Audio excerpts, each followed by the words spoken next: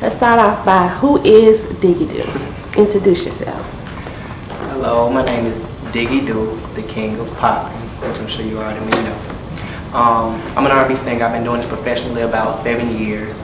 I sing, I dance, I design my own clothes. I mean, the list goes on and on and on and on. I've been doing a lot of things on YouTube for, I think, ever since 2006.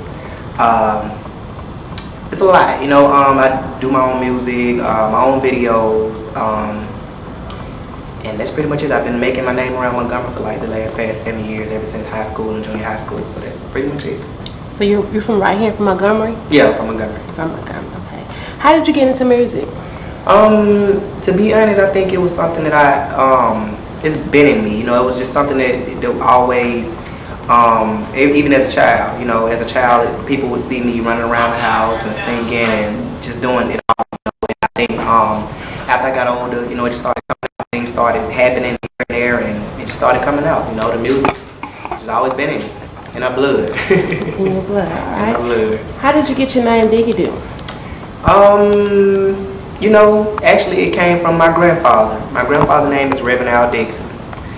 He's now a preacher, but he used to be a radio disc jockey back in his day, and he would promote for a lot of big people, actually here in Montgomery and a lot of other cities as well. But Digidoo, he actually had a couple names. He had Dizzy Dixon, he had the name Digidoo as well. So I pretty much took that name, and at one point I asked him, well, it's okay, I can use your name. I just felt like it fit me, you know what I mean? And I felt like it would be good to just take on his name. So I took his name and just pretty much started capitalizing off of it. And as well, other people actually started recognizing him through me, because they knew the name Digidoo from when he had the name. So by him being a big time promoter, he was the president over all the radio stations in the United States and the Virgin Islands.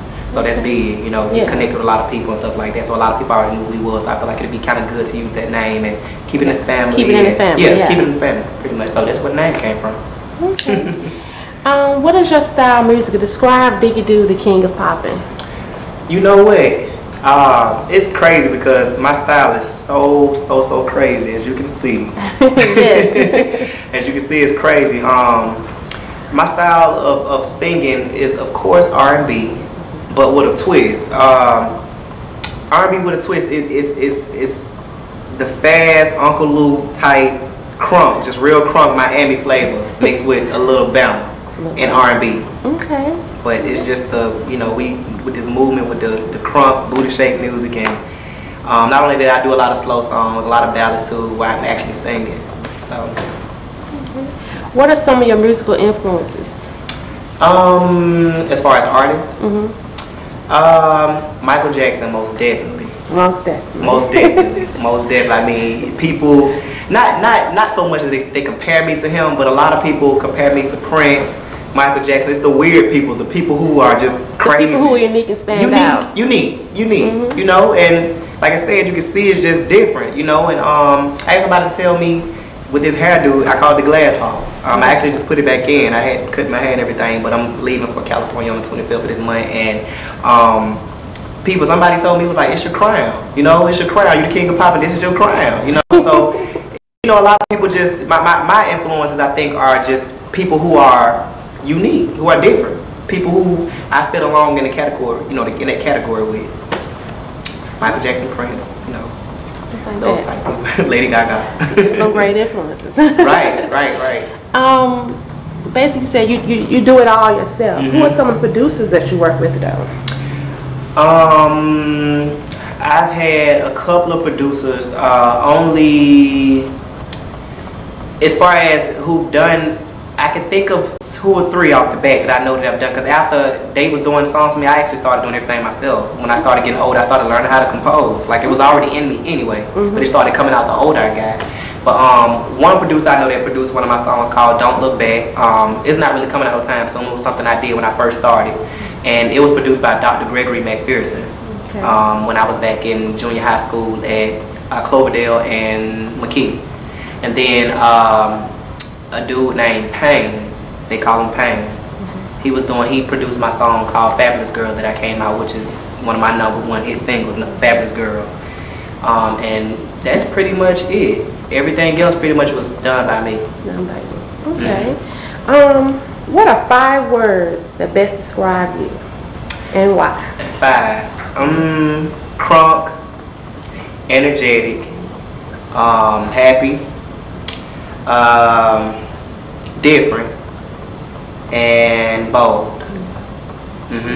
And why? Because all 5 of those are synonymous. Because me being Digidoo, Digidoo had to earn his name. Digidoo is not a person who just thought about doing things like I got in my head and just doing crazy and stuff like that. I had to build my brand to get to where I'm at right now. You know what I mean? A lot of people think you can just jump in, and you can't just jump in. You have to build and to get your name out there and to get a fan base going. So that's why, you know, bold, and sometimes it takes those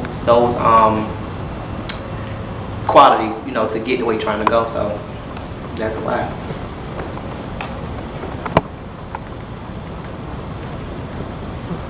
What do you think makes you unique from other artists? What makes me unique from other artists? A whole lot. The simple fact that, like I said, I'm bold and I'm different. You know, a lot of people come out and they just get a mic and they just stand there. They just get on stage, but I believe in putting on a performance. I believe in putting on a show, entertaining the crowd. If it's 1,000, 1,000,000 people out there, I want everybody screaming and looking at something on stage where they can actually see a show, not just, I'm talking about choreography, you know, outfits, hairdos, just crazy, just explosive show. And what makes me different from other people, a lot of people don't really bring that to the stage, you know what I mean? You have to be entertaining so people can want to see more of it, and so people can be aroused in the crowd, you know, they want to see something different. So that's pretty much what makes me different as an artist, just being different, you know. Okay. You said you've been doing this for 7 years now, right? It's in your blood. You've been, you know, like you said, you've learned and created, you know, your craft. What is the biggest challenge that you have been facing in getting yourself out there? The biggest challenge? The biggest challenge with getting myself out there, I think, would be probably stepping out, being different. And I have to keep going back to different because we here in Montgomery, like, a lot of people don't understand different, and they don't. I just had this conversation with my cousin. They don't understand. That's my challenge. Like, the different has always been in me, but stepping out with it, trying to present it to people, trying to get people to grasp what you're trying to bring to, you know, your brand, you know, what you're trying to bring to the table. Everybody isn't going to grasp it. So it's a challenge trying to go out and show them what you're made of, and people taking you for a joke because you got glass in your head, or you got, or want to take, because everybody don't take it for a joke, but you got some people that don't understand different. They think, okay, what is that? Why he dressed like that? Why he got it in his head? What is that? I don't understand it. And they don't understand, but everything is not meant for everybody to understand. You know, some things people are fearful and they're scared of what they're afraid of. They don't understand it, you know. So that's a challenge, you know.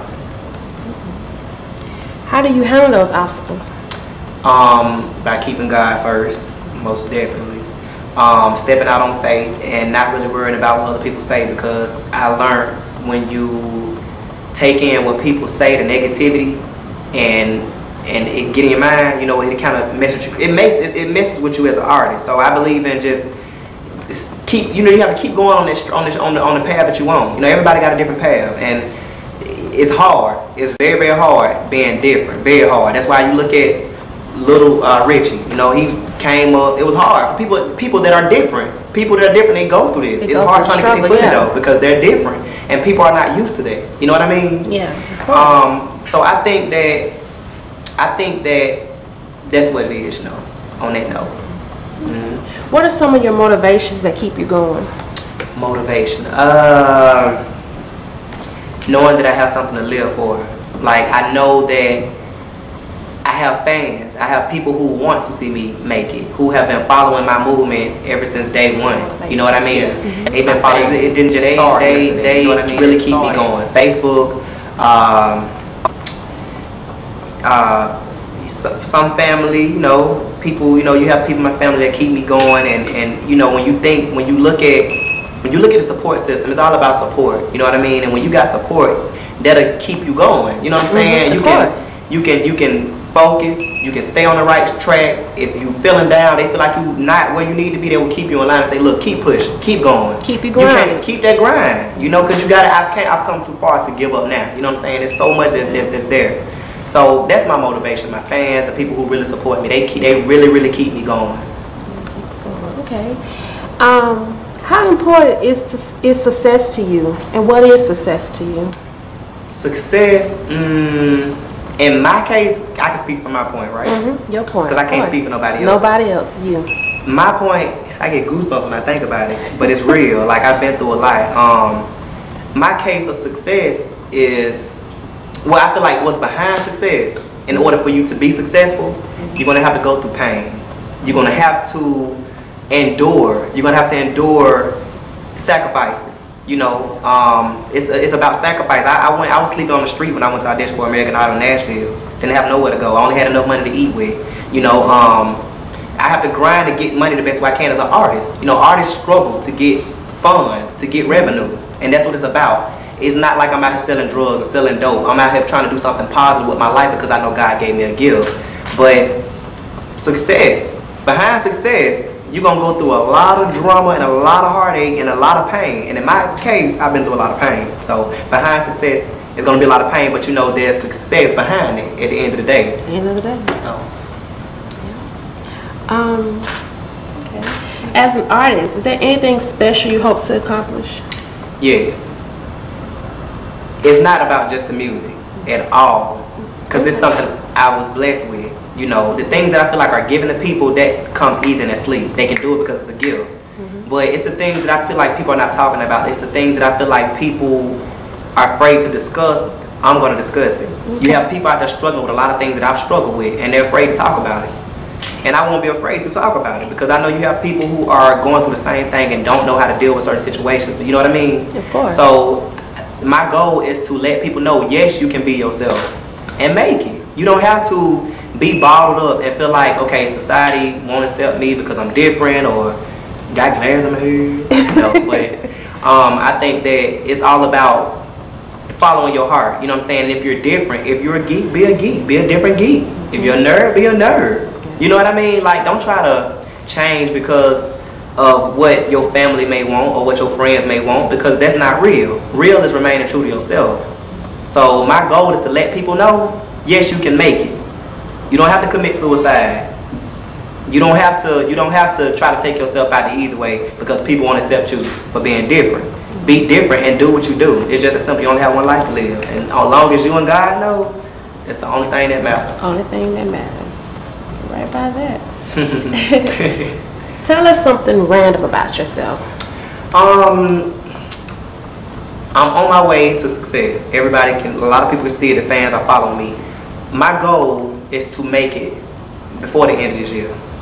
We already there. A lot of things have been falling into place. I just made TMZ. I don't know if you know it or not, but I just had the opportunity to be on TMZ after the American Idol. I didn't make it to Hollywood, but randomly speaking, my goal is to make it before the end of this year is out, and to see things and to see people I haven't even seen yet, period, with my own two eyes.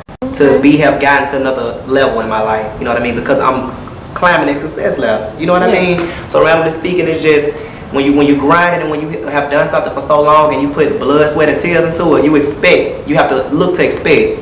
I mean, ain't no need to be going to California not expecting. You have to go expecting something to pop off, expecting doors to open. And not being... You have to make it happen. That's right. And it's all about sacrifices. People stay in Montgomery thinking they're going to make it, and they're not, because you have to get outside of this box. It's a box. And this box is a dark cloud over this box. I don't understand. It's smoking. Everybody going, I'm fogging up, and I just can't deal with it. You know, you just have to go. You know what I'm saying? You have to get out the box, because this box is holding so many people back. And you have a lot of people who think that they're going to make it, but a lot of people's hearts are not right. A lot of people's hearts are not pure. And God ain't gonna bless that. God, you have to really be dedicated to what you're doing, and your mind and your heart and everything has to be pure. You know, you want to have to help people. If you get into just help yourself and not helping other people, it's not gonna work. You know what I mean? Because your intentions are not right. Just like God gave it to you, you can wipe it out like that. And just because you're working to make it towards being an artist, whatever, don't necessarily mean you're gonna make it. True. Fruits are what you look for. If you're going towards something and you see that it's producing fruits, you kind of know you're on the right track. You know what I mean? But if you're doing it and you see, sometimes you have to just do a self-check and just look at what you're doing and why you're doing it, what's your intentions and everything of that nature. You know what I mean? Mm-hmm. So, you know, it's more to it to me than just the music. I've been on the red carpets. I've seen Soulja Boy. I've seen Trina. I've seen Mike Jones. These people I've seen, Soulja Boy know me by name. But it's not about it because they know me. But I don't have a deal. I'm still trying to get to where I'm trying to go. You know, everybody, even though he's there, some people are not even in a position to help like they want to help because they still trying to stay on top. They still trying to keep their revenue coming in. So it's just all about having the right heart, the right heart about what you're doing and trying to help one another because it's about helping. That's how you get your blessings and having a pure heart. Okay. You mentioned by the end of this year you want to make it. So what are your plans this year? To get as much TV time as I can. Like I said, I just did TMZ and that came out of, that was God. I know it was because that caught me completely off guard, but they like this glass hawk. I can talk about this now because it's early, but I didn't want to put it out there, but I can talk about it because this is going to be released later. But I'm going to do X Factor. Okay. Simon, I'm going to do X Factor. So I'm trying to get as much TV time, go to as many auditions as I can. It's all about being seen. It's a big name. I don't want to put it out there just yet, but a big name is flying me out to California. So I'm going, you know. Didn't expect it, and I think things, like I said, you have to look to expect. It may not come in the form of what you think is going to come, but you just have to look to expect. You know what I'm saying? Because you just never know how it's going to come. You just got to be ready and prepared for whatever comes. But I'm going, and my goal is to try to get that TV time in, try to get, you know, to build that fan base and the network as much as I can. And I know once you keep doing it and you have faith, you can make it in the time.